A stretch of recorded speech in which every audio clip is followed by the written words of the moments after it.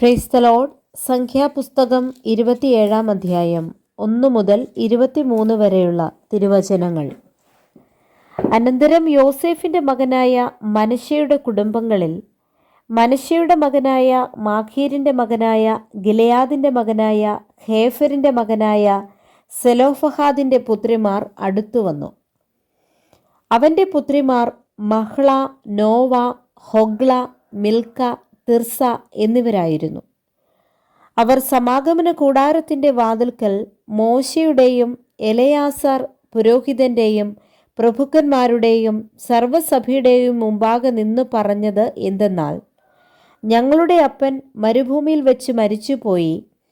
എന്നാൽ അവൻ യഹോവയ്ക്ക് വിരോധമായി കോരഹിനോട് കൂടിയവരുടെ കൂട്ടത്തിൽ ചേർന്നിരുന്നില്ല.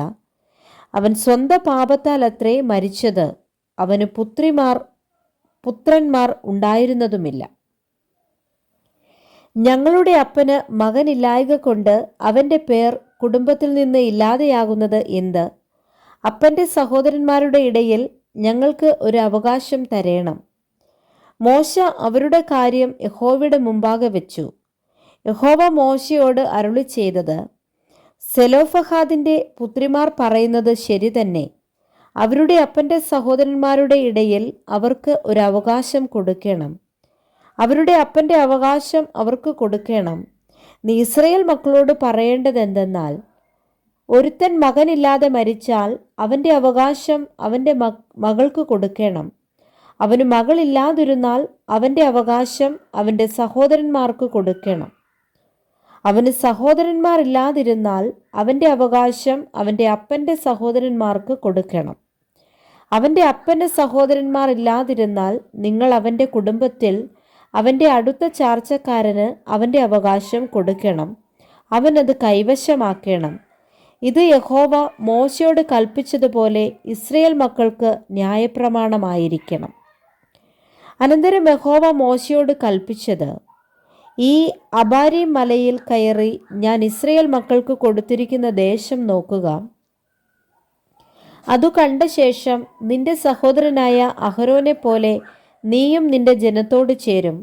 സഭയുടെ കലഹത്തിങ്കൽ നിങ്ങൾ സീൻ മരുഭൂമിയിൽ വെച്ച് അവർ കാണുകെ വെള്ളത്തിൻ്റെ കാര്യത്തിൽ എന്നെ ശുദ്ധീകരിക്കാതെ എൻ്റെ കൽപ്പനയെ മറുത്തതുകൊണ്ട് തന്നെ. സീൻ മരുഭൂമിയിൽ കാദേശിലെ കലഹജലം അതുതന്നെ.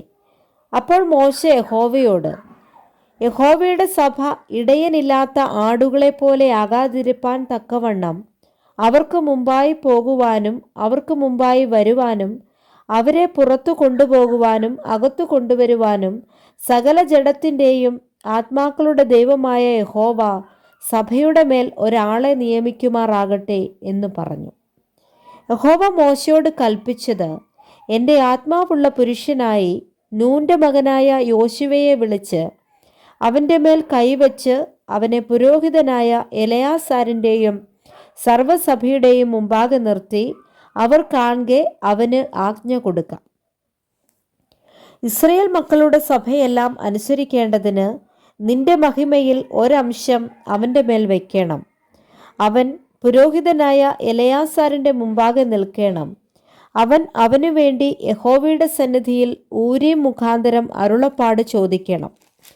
അവനും ഇസ്രായേൽ മക്കളുടെ സർവ്വസഭയും അവൻ്റെ വാക്കുപ്രകാരം പോകുകയും അവൻ്റെ വാക്കുപ്രകാരം വരികയും വേണം. യഹോവ തന്നോട് കൽപ്പിച്ചതുപോലെ മോശ ചെയ്തു. അവൻ യോശുവയെ വിളിച്ചു പുരോഹിതനായ എലെയാസാരിൻ്റെയും സർവ്വസഭയുടെയും മുമ്പാകെ നിർത്തി അവൻ്റെ മേൽ കൈവച്ച് യഹോവ മോശ മുഖാന്തരം കൽപ്പിച്ചതുപോലെ അവന് ആജ്ഞ കൊടുത്തു. Praise the Lord. വായിച്ച വേദഭാഗങ്ങളാൽ കർത്താവ് നമ്മെ ഏവരെയും സമൃദ്ധിയായി അനുഗ്രഹിക്കുമാറാകട്ടെ. ആമേൻ.